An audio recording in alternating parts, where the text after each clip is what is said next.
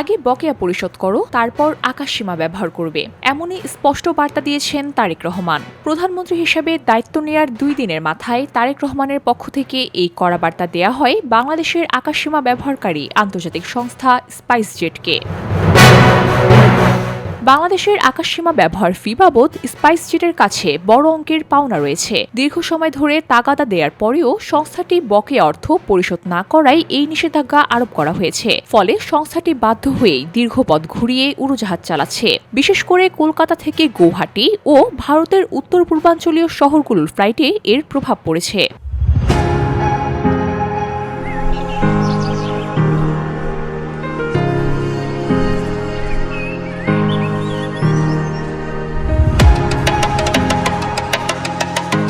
বৃহস্পতিবার ভারতীয় সংবাদ সংস্থা পিটিআইকে স্পাইসজেটের একজন মুখপাত্র জানান, বকেয়া অর্থ পরিশোধ না করার কারণে বাংলাদেশ এই নিষেধাজ্ঞা আরোপ করেছে। আকাশপথ ব্যবহার সংক্রান্ত ফি সহ অন্যান্য বিষয়গুলোতে তারা সংশ্লিষ্ট কর্তৃপক্ষের সঙ্গে নিয়মিত যোগাযোগ রাখছেন। তিনি বলেন, আমরা দ্রুত এই সমস্যা সমাধানের জন্য কাজ করছি। ফ্লাইট পরিচালনার কোনো নেতিবাচক প্রভাব পড়েনি এবং সূচি অনুযায়ী আমরা সেবা দিয়ে যাচ্ছি।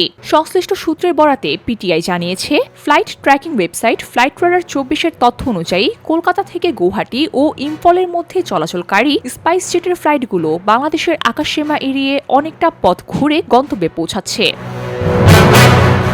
প্রসঙ্গত, কোনো দেশের আকাশসীমা ব্যবহার করতে হলে সংশ্লিষ্ট দেশের সিভিল অ্যাসোসিয়েশন অথরিটিকে নির্দিষ্ট ফি পরিশোধ করতে হয়। কিন্তু দীর্ঘ সময় ধরে স্পাইসজেট কোনো প্রকার ফি ছাড়াই আকাশসীমা ব্যবহার করে আসছিল এবং পূর্ববর্তী সরকার প্রধানরাও এই বিষয়ে কোনো হস্তক্ষেপ করেননি।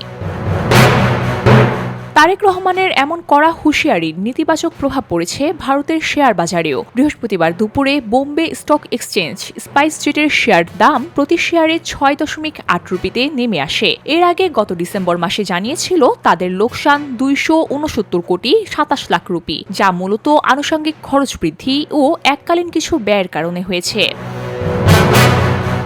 তারেক রহমানের এমন নির্দেশনা স্পষ্ট করে দিয়েছে, দেশের স্বার্থের উপরে কোনো কিছুই নয়। বকেয়া অর্থ পরিশোধের আগে কোনো সংস্থা বাংলাদেশের আকাশসীমা ব্যবহার করতে পারবে না। এই পদক্ষেপ স্পাইসজেটের মতো আন্তর্জাতিক সংস্থাকেও একটি শক্তিশালী বার্তা দিয়েছে।